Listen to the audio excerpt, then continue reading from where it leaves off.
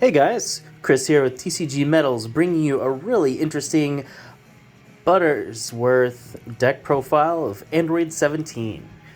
So, very old leader from set 2. As you can read on the front here, all it does is reduce the energy cost of all your 1718s by 1, and then you get to Waken at 6. Flip over to the Waken. Then the really cool thing is when you get to 4 life, all of your 1718s gain plus 5k. Let's hop into the deck profile here. So, there's a few things that make this deck a lot more interesting than your typical Android 17 deck, if there is any. It's basically all yellow. You don't really charge any green energy aside from the Android 13 Cybernetic Onslaught, which is a free charge. What makes this deck super interesting is the Android 20, Android 18, and Android 17 yellow guys only play or work if your leader is an Android 17. So it only really gives you the yellow leader, which is the archetype that this was made for, and then this green leader. Granted, there is the green Dr. Giro leader, but I will get to why that doesn't work. So, we'll start at the top. The Android 16 mechanical partner, you play 4 of him, as well as 4 of the Android 20s, because they search pretty much 80% of your deck. So all of your androids, including your boss monsters, are searchable with Android 20 and Android 16 for the most part. Then you have your Cybernetic Onslaught. He's just a free charge. You can play him with a rival, since it is a rival yellow. But he's really good, and I will tell you here in a moment why. Then you have Titan Toppler. This card is actually insane. So he's a 2-drop 20k if you want to hardcast him, or if your opponent has a battle card greater than their energy cost, you get to play him for free, which is pretty relevant, happens a lot. But then when he's played, you get to choose one of your opponent's battle cards and negate its skills. I will also get into why that is super relevant here soon. So, the card that makes this entire deck work and really good is the Android 13 Robotic Unison. What this guy does, he's a 2-drop yellow Unison.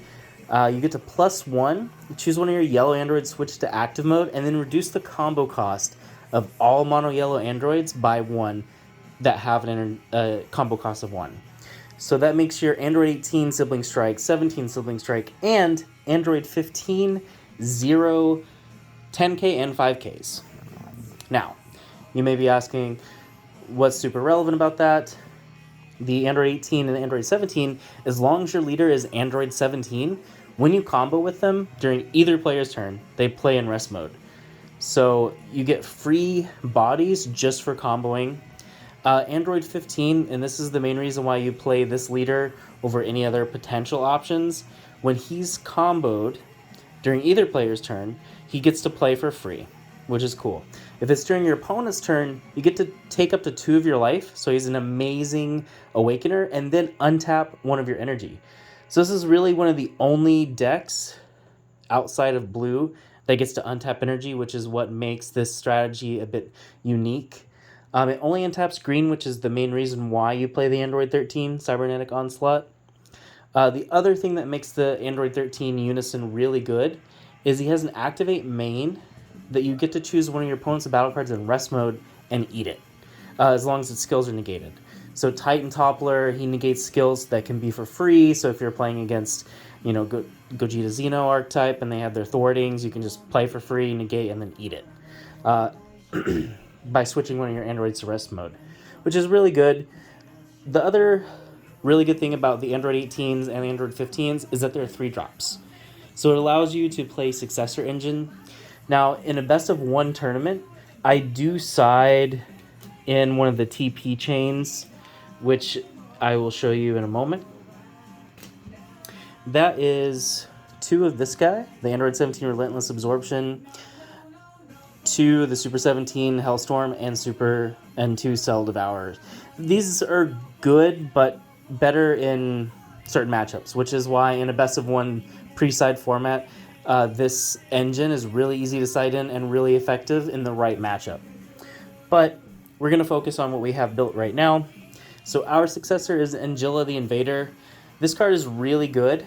Its successor is for 1 yellow energy, so you can just combo for free, play 1 and then successor right into it. and it's critical 15k and has a bond 2. So as long as you have another card on the field, you get to choose one of your opponent's battle cards, negate its skills, and it can attack until the start of your turn. But as you'll notice, you're negating these skills specifically so your Unison can eat them. Now, moving forward, we have the Android 17 and 18 Demonic Duo.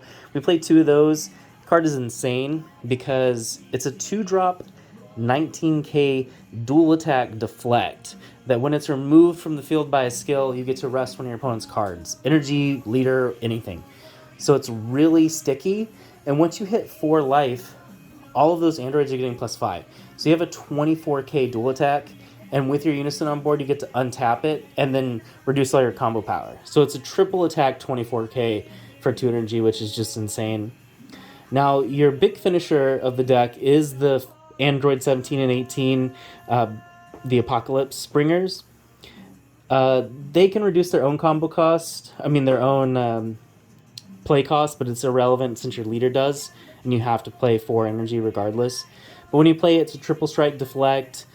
Then you get to negate anything on the field, including your own battle cards and Unisons, and then put it in the drop and restand them.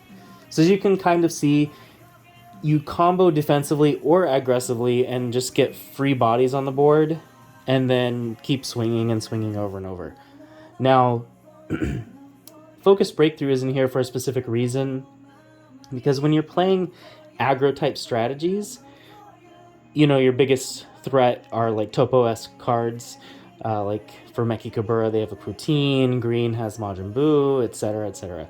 So you really need that card for those late game pushes, just to ensure that you're going to be able to win.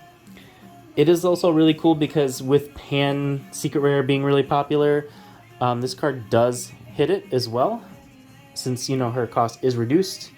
So that is really good for that. Finishing up with the green cards, you get to play the best green super combo in the game, really. Defending Father Paragus, 0-10k, draw 2, warp 1, just amazing. And then you play 3 homicidal clones because you want to protect your Unison as much as possible. And you can control your life really well with Android 15. So homicidal clones just allows your 13 to sit on the board longer, which is eventually, going to assure that you win the game. Now, other techs for the deck, you have 2 of the SS Trunks Unison. This card is just kind of like a staple in yellow decks, and he's not leader restrictive, so you just get to play him.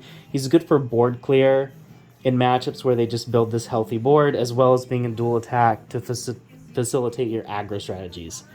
And then we have, East Supreme Kai, especially with your Android 17s, just having these really big free bodies to swing with.